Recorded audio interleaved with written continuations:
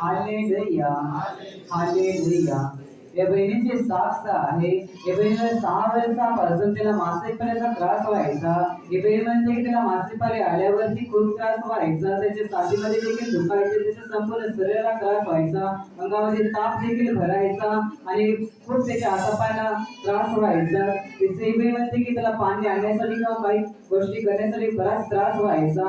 तसे 4 वर्षापासून या बहिणीच्या छातीवरती गाठ आलेली होती आणि 4 वर्षापासून या बहिणीच्या हातापायाला देखील त्याच्या शरीराला आग निघायचे. या त्रासासाठी बहीण म्हणते त्यांनी आताच्या निवासी शिबिरमध्ये भाग घेतला. निवासी शिबिरमध्ये या बहिणीला शिबिरच्या दुसऱ्या दिवशी प्रवेशाचा स्पर्श झाला आणि या बहिणीच्या पूर्ण त्रास निघून गेले. तिने त्रासातून प्रवेश या बहिणीला पूर्णपणे बरं केलं. ही बहीण म्हणते की आताच्या महिन्यामध्ये या बहिणीला मासिक पाळी देखील येऊन गेले, परंतु पूर्णपणे नॉर्मल येऊन गेले, काही त्रास झाला नाही. म्हणजे बहीण प्रवेशाचे आभार मानते. मला आपण जोरात टाळ्या प्रवेशाला धन्यवाद देऊया.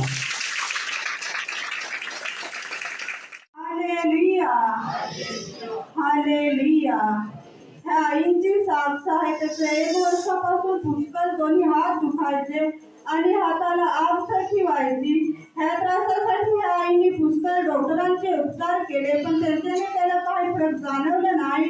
म्हणून ही आई त्यांच्या शेजाऱ्यांच्या सांगण्यावरून इथे केंद्रामध्ये आली आणि गेल्या रविवारी शेवटला आशीर्वाद घेत असताना एका सेवकाला स्वीकारून प्रार्थना करून घेतली.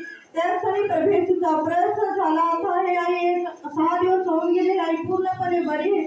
म्हणून ही आई प्रभूला धन्यवाद देते. आपण ही जोराने टाळ्या वाजवून प्रभूला धन्यवाद देऊया. Hallelujah hallelujah.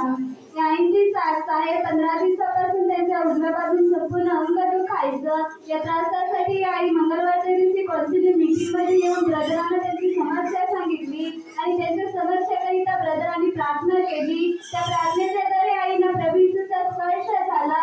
ही आई म्हणते की आता एक आठवडा होऊन गेला ती पूर्णपणे बरी म्हणून आई प्रभू येशूला धन्यवाद देते. आपण जोराने टाळ्या वाजवून प्रभू येशूला धन्यवाद देऊया.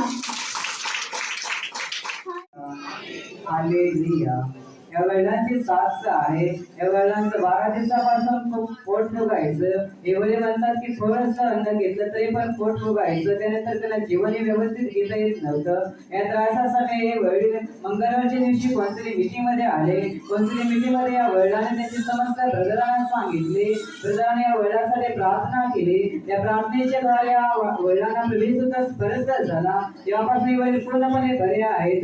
हे वडील प्रभूचे आभार मानतात. पण आपण जोराने प्रभूला धन्यवाद देऊया.